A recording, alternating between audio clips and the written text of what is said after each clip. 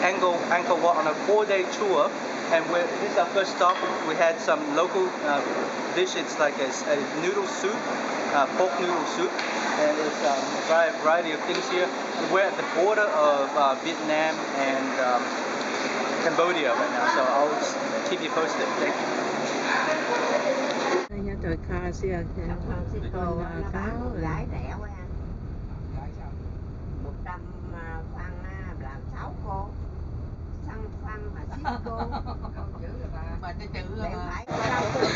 This is your regular grocery shop in Cambodia. You have fruits and veggies over here.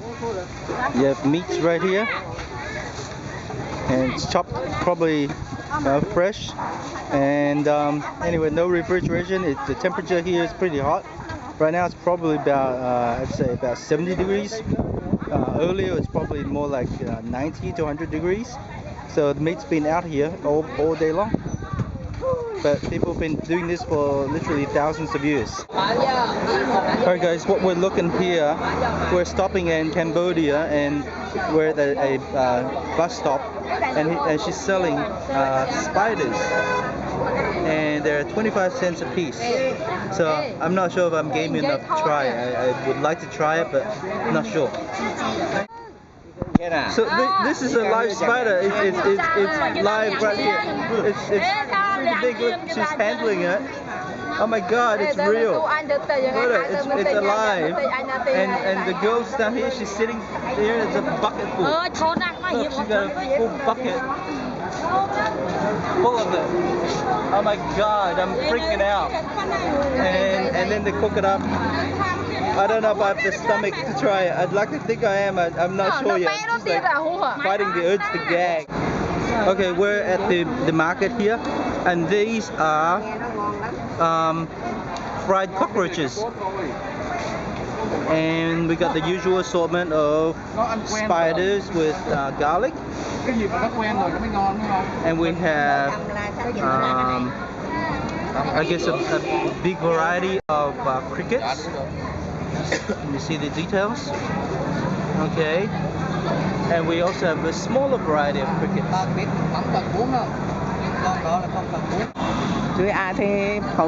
So here we have some chickens. Chicken, maybe duck, I'm not sure. And we have pig blood in flattened with giblets, chicken giblets, and your usual assortment of bugs. Very nutritional, and I am told that they are absolutely delicious if you can get past the concept. I said to myself I was going to try it. I just can't bring myself to do it. I just can't. I'm fighting down gagging reflexes. I mean, those of you who know me, I'm a pretty brave guy and I'd try anything once. I'm still struggling to try and get over the concept of eating these bugs, the delicious looking bugs. See, look at it.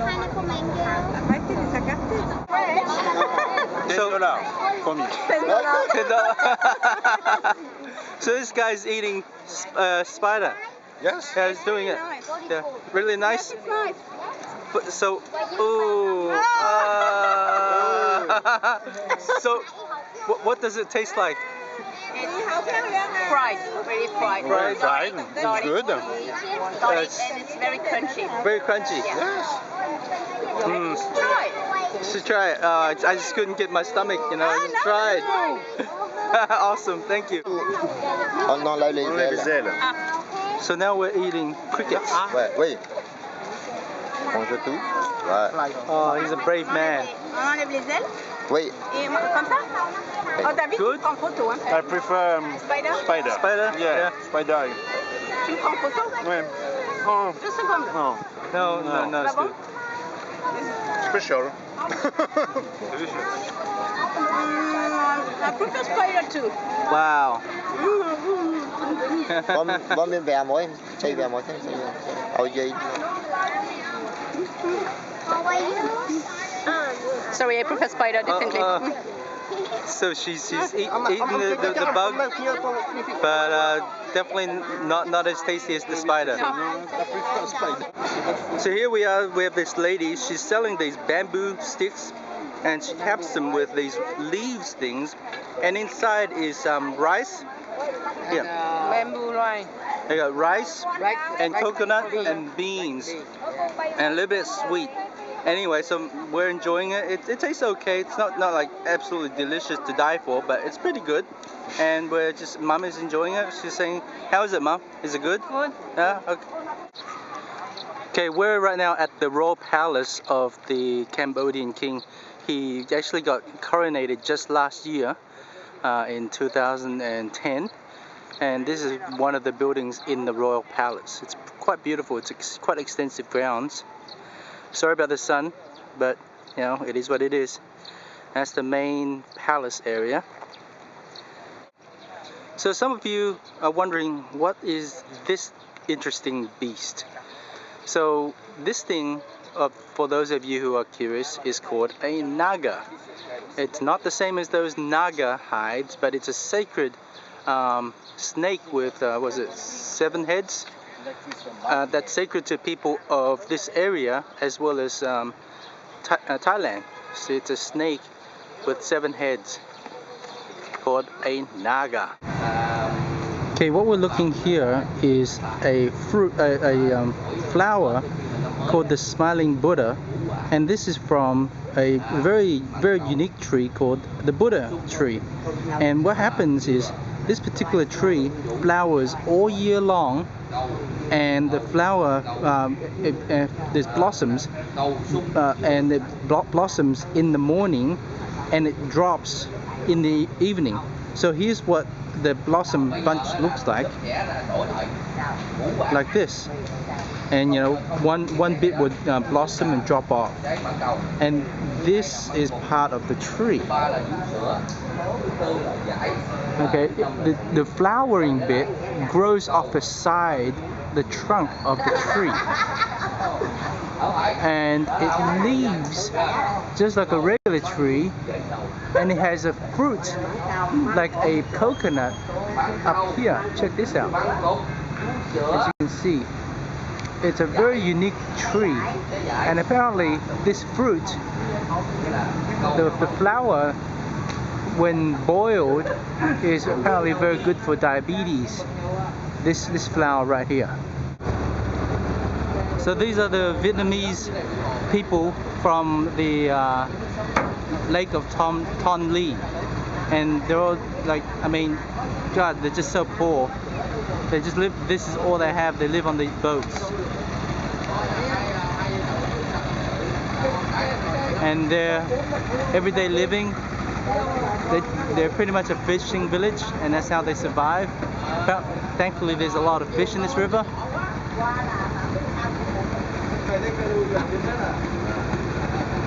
But it's pretty poor and desperate.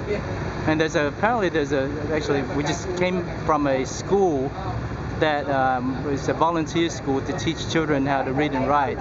They were concerned that their children would grow up illiterate, and they have a volunteer teacher who teaches probably like 60 kids in a tiny one room for all these kids. It's quite amazing to see.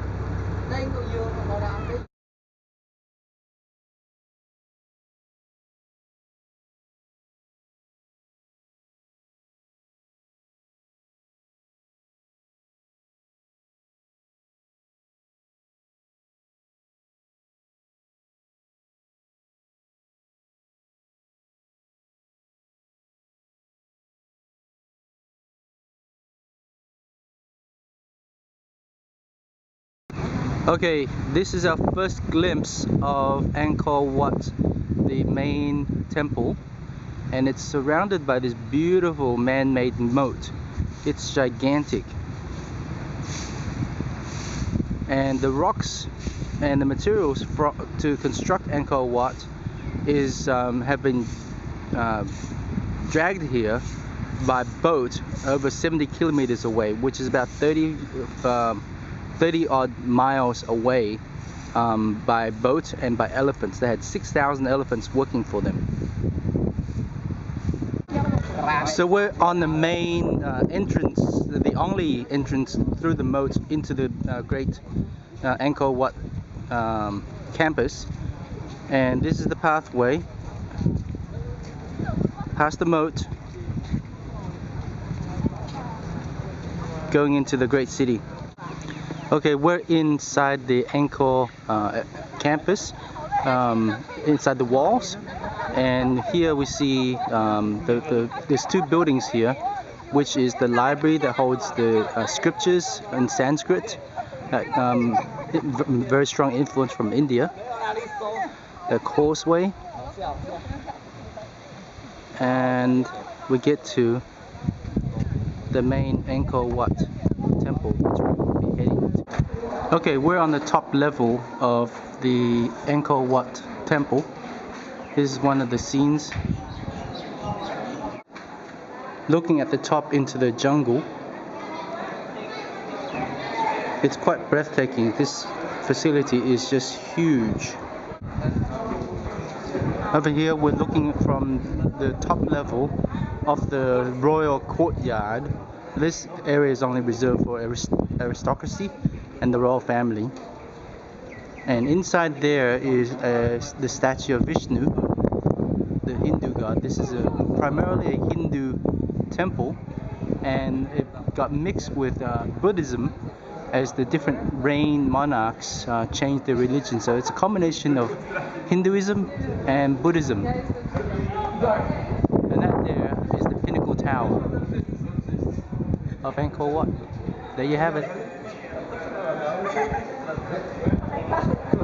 And all this is original stonework. It's still in fairly good condition, all said and done, for a almost 900-year-old structure.